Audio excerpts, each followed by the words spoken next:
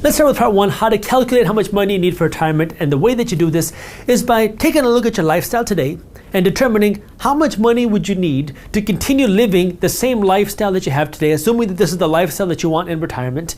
How much money do you need every single month to live your dream lifestyle and not have to worry about money? Let's assume that that number is $70,000 a year. You need $70,000 a year to be able to live your life and not have to worry about money anymore. Now, the next thing you want to do, if you know that you need $70,000 a year to live your life financially free, is we're going to come up with a range. What you're going to do is you're going to divide this number by 0.04 or 4%, and then you're going to divide this number by 0.07 or 7%. This gives us a range of $1 million to $1.75 million. What this tells us is that if you can get a 7% return on your money, then you need $1 million invested to give you the $70,000 a year. If you can get a 4% return on your money, then you need $1.75 million invested to give you your $70,000 a year. This gives you a range of how much money you're going to need in order to be able to live your life financially free through retirement. Now the question is, how do you actually get there, and how do you get there sooner? And this brings us to part two, which is your retirement account and your freedom account. Now, see, when most people do this type of financial planning, what they're thinking about is, when I am 67 years old, how can I have this amount of money saved in my 401k and IRA? That way now I can start pulling money out and living my life financially free. But the whole purpose of this video is how you can retire earlier and not have to wait until you're 67 or 65 or even 60 years old. So in order to do that, we have to differentiate what does it mean to have this traditional retirement and what does it mean to have this freedom. And so this is where there's a couple things we got to do. When most people do this type of retirement planning, what they're trying to do is they want to get to this number right here, because this is going to be your retirement number. And so all they're planning is, how much money do I need to invest into their 401k today? How much money do I need to put into my IRA today? That way I can achieve this number, which is fine to start. But if you really want to have more freedom, then you got to either A, spend less money and live off of less than that, but that's no fun. Or B, you can move to another country and live off of less dollars, which sure, that might be fine for some people. Or C, figure out how you can have more money sooner. Those are your options. So when we talk about now retirement planning, the first thing is, if you're gonna be able to retire and be financially free, you gotta set yourself up for these numbers. And so this is where you can follow the traditional financial planning methods, put your money into 401k, put your money into IRA, do the calculators. That way you can have this amount of money put aside in your 401k/IRA that you can fund your retirement. That's part one. But then what I talked about earlier with FA, and I know FA can stand for financial advisor and a lot of other things. When I'm talking about FA, I'm talking about your freedom account. This is a separate investment account. That is not your 401k, that is not your IRA. This is going to be something that you are going to put money into. That way you can have more income today. That way you can fund your freedom right now. Because if you know that you make $70,000 a year right now, if you could have this amount of money coming in from your investments sooner, well, now you don't have to keep going to work. Going into work is an option, because now you already have the money coming in from your assets. But in order to do that, you have to fund these investments that will continue to pay you in addition to these. And this is where you're gonna have to find the right balance for you, because I was not a sophisticated investor when I started my investment journey. I started investing when I was 19. I knew nothing about 401ks, I knew nothing about IRAs, I don't know anything about the sophisticated stuff. I got started investing in real estate, because that's what the books told me to do.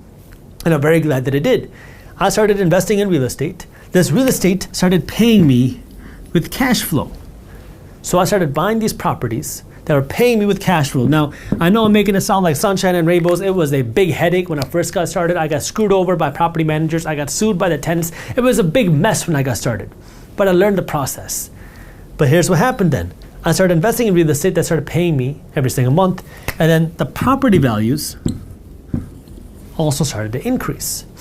So now I'm winning two ways. The properties are going up in value over the years, and the cash flow starts to increase, because as the property values start to go up, guess what else happens? The rental prices also start to increase.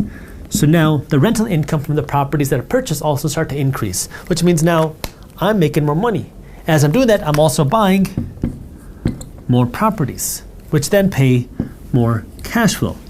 Then I started diversifying. I started getting involved in the stock market, investing in dividend-paying funds, dividend-paying stocks, which then also pay cash flow. Because my goal is to be able to live off of the cash flow from my investments.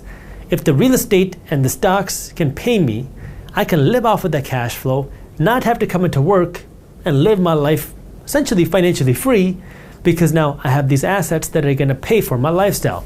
Now, I got to give you this disclaimer, which I don't have a 401k, I don't have an IRA.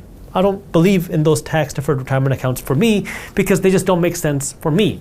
Now you might say, well, Jaspreet, what about the tax benefits? Well, as an attorney, who's not your attorney, what I can tell you is that our tax code is designed to benefit investors. And you have certain asset classes, like real estate, which have some of the biggest and best tax breaks that our tax code has to offer. So now, if you want to get those tax benefits, there are ways to do that outside of your 401k and outside of your IRA as well. I'm not saying you shouldn't have a 401k. I'm not saying you shouldn't have an IRA, because for the average person, for the majority of people, they are a great place to start. But I don't want you to only think that that's the only place where you can invest your money, because if you really want to build wealth and you want to build that wealth sooner and you want to have the financial freedom sooner, it ultimately comes down to you investing more money sooner. And after you max out your 401k and IRA, now you can start looking at alternative investments. And once you start doing these alternative investments, investing your money yourself into stocks, investing money into real estate yourself, maybe you'll say, I can get a better rate of return investing my money outside of my 401k. Maybe you won't. You got to do what's right for you. Personal finance is personal. That means you shouldn't blindly copy what a random guy on YouTube is doing, because a random guy on YouTube is random.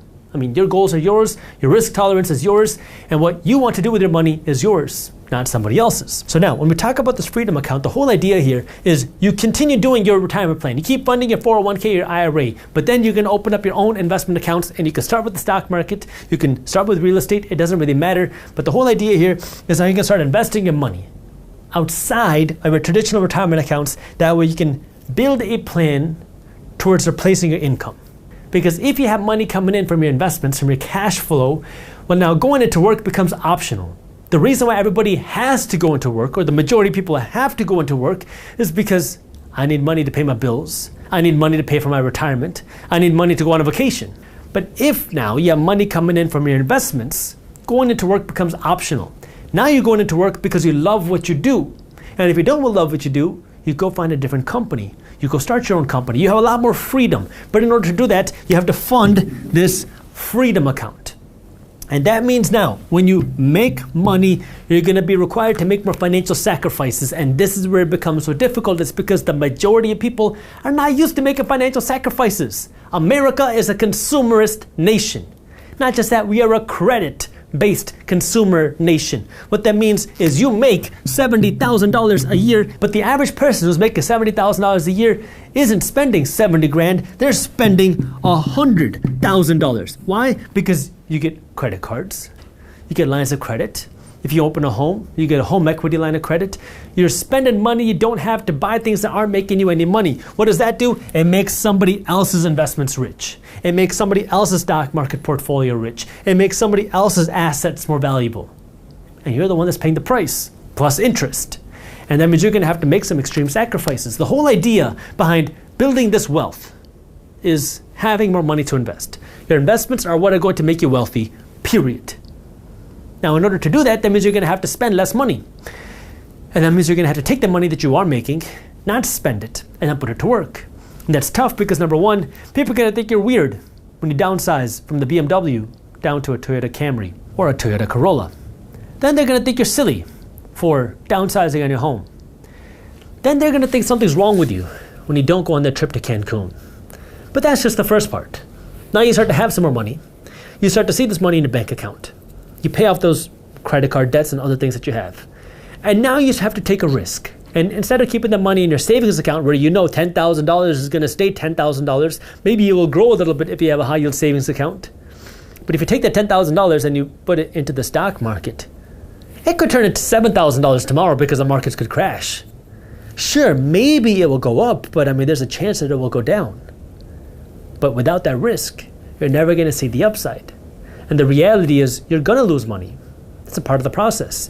Every single successful investor in the history of time has lost money at some point. The goal is to make way more than you lose. But that's a part of the process. See, there's a risk to investing your money. There's also a risk to not investing your money. And if you want to be able to retire early, you have to put more money to work. And that means you're going to have to make some sacrifices with your money. And you can also work to earn more money. That means you can work to get a second job. You can work to start a side hustle. You can work to start a business. The whole idea is you're working to have more money, that way you can invest more aggressively. I call it a decade of sacrifice. A decade of sacrifice is you're working to spend less and earn more, that way you have more money to invest, because the more money you invest, the more wealth you'll be able to build and the faster you're going to be able to build that wealth. If you enjoyed this clip and you want to continue your financial education journey, I have another video that I think you'll love. All you got to do is click that button right over there. And for those of you who want to stay up to date on the top finance and business news, you can join Market Briefs, my free financial newsletter, by clicking that button below. Thank you for watching, and I'll see you in the next one.